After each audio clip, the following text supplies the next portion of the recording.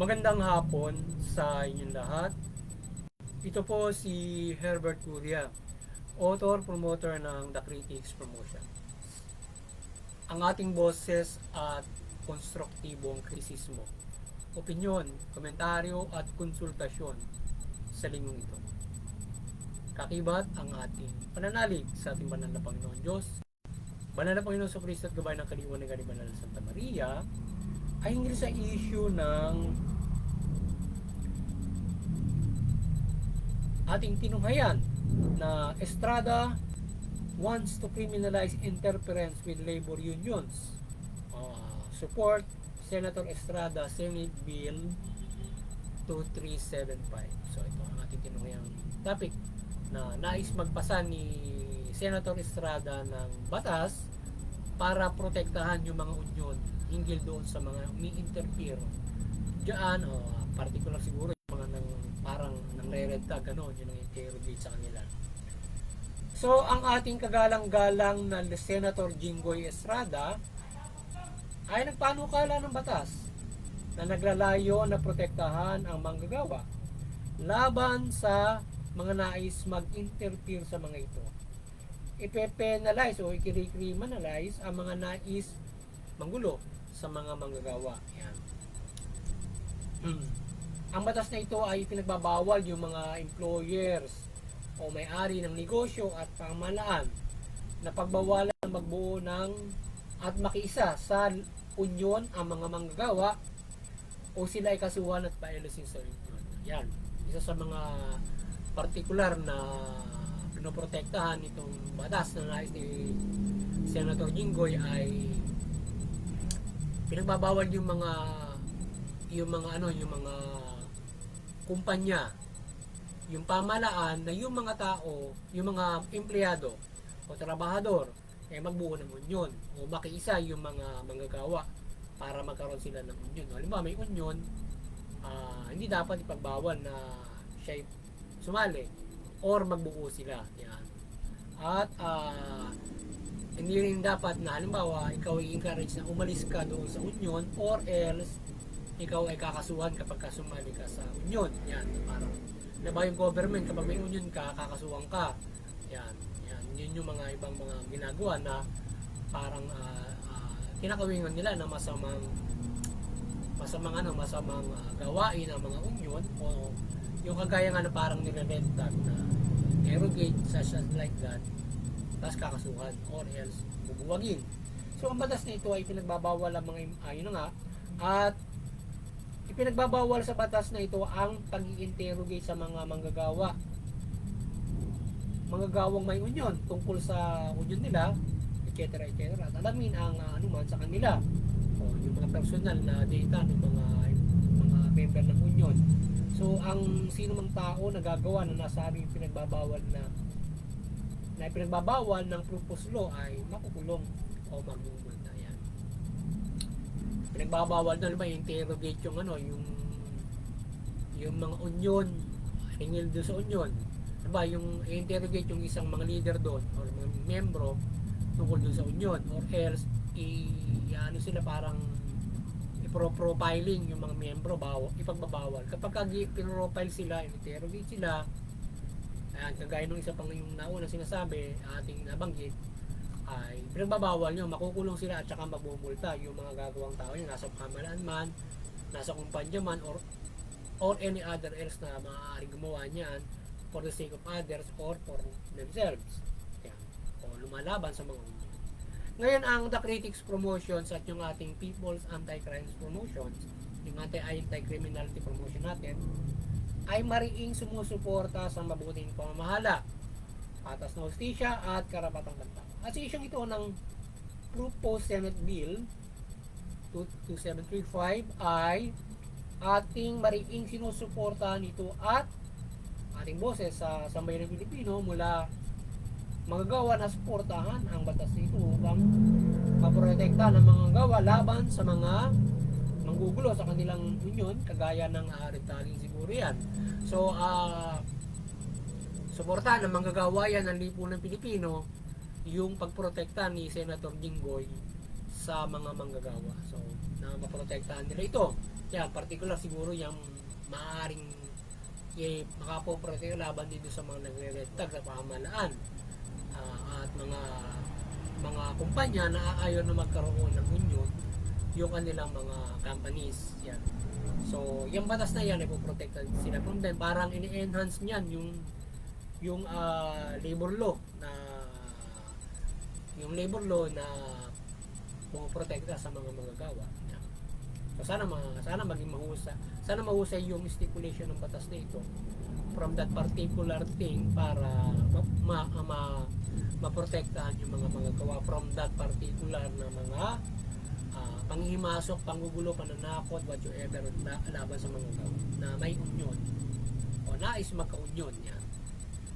Karapatan nila yan na magbuo ng union. Karapatan natin na kapag tayo manggagawa magkaroon ng union, magkaroon ng karapatan ka para mag-participate ka sa magsabuhay ka sa management, etc. Parang yung mga collective bargaining agreement, mga ganon. Siyempre, kapag may union, na-enhance yung tibay nung halimbawa ikaw ay mayroong yung pag-ano mo sa iyong napapangalagaan ng bawat isang manggagawa, yung halimbawa yung tenure ng mga manggagawa, yan, mga ganon. Benepisyo, etc. So, ang batas ito ay poprotekta laban sa pamahalaan o tao na nais mag-imbestiga sa union at kaugnayan dito at kanino man at alimin ang mga personal nilang buhay at mapabilang ng union yan. So, yun, protektahan sila laban sa mga pamahalaan na gustong imbestigahan yung ano ba yung kaugnayan mo dun sa union, ano ba yung personal mong ganyan o ikaw ay susunod na siguro, mga ganun, poprotektahan ka nito. So, ang ating Senado at Kongreso ay ipasa ang batas na ito at pag-ibayuhin pa ito para makatulong sa mga manggagawa. So, yan, boses natin sa manggagawa, kakaliban natin ang Bandera Santa Maria, maniwanagan kayo.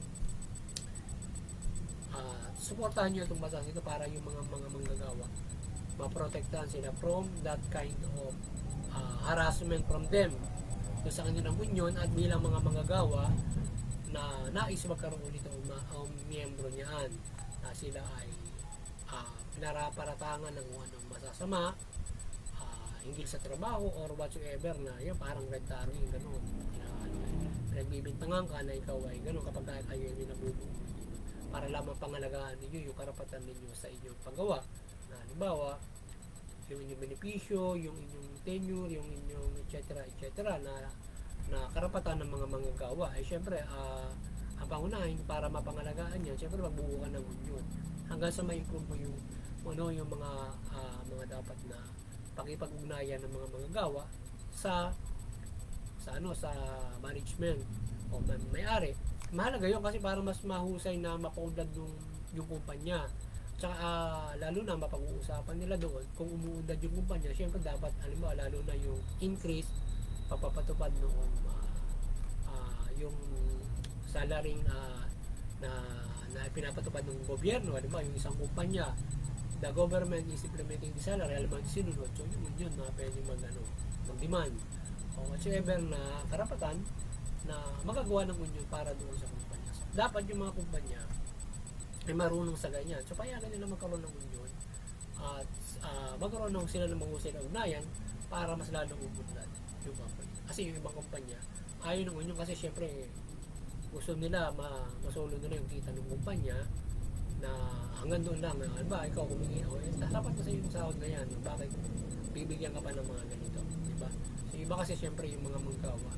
Yung iba ayaw magbigyan ng benepisyo, mga increase, mga iba't ibang mga incentives dahil na kung kumikita yung company halimbawa subuhin sila dagdag sahod o wage yung mga ganun mga benepisyo yung environment ng pagtatrabaho mo so yung iba kasi ay syempre kagastusan gusto na income na yun, parang pagka exhausted yung kalabaw mo bahala ka sa buhay mo di ba dapat inaalagaan yung manggagawa para sila ay patuloy na magpakinabangan kayo para sa kaunlaran, makapabuhay sila, makapabuhay ka rin.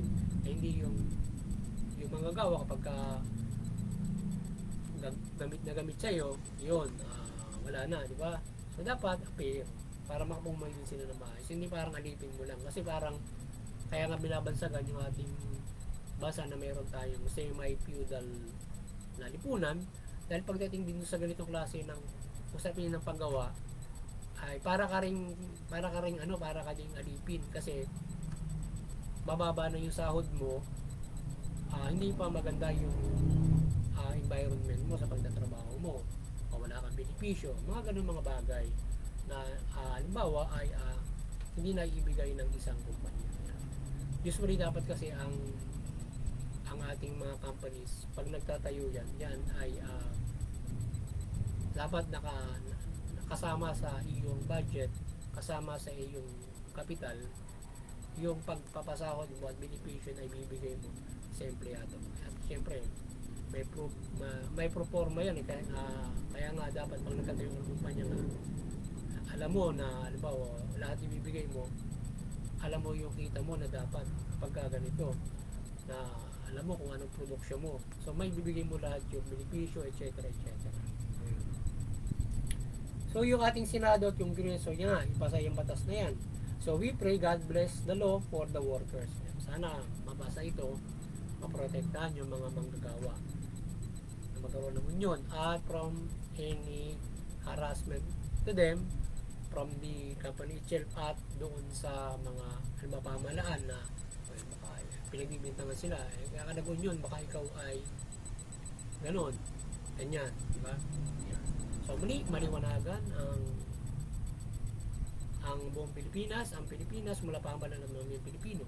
Yung pamahalaan, mamahala ng matuwid, mabuti, tugunin yung karapatan ng tao, magbayar ng patas ng justisya, iwasan yung mga pang-aabuso, katiwalian at korupsyon. Yung ating ang mamamayan naman sumunod sa pamahalaan, iwasan yung paglaban sa mamahalaan at paglabag sa batas. Suportahan yung buting mamahala, karapatan ng tao, magbayar ng patas ng justisya. Sa gayon, makapamumuhay ang lahat ng patas sa lipunang ito, mapayapa ang maunlad. At higit sa lahat, baka pananampalataya tayo sa Panginoon Diyos ng mapayapa at maunlad.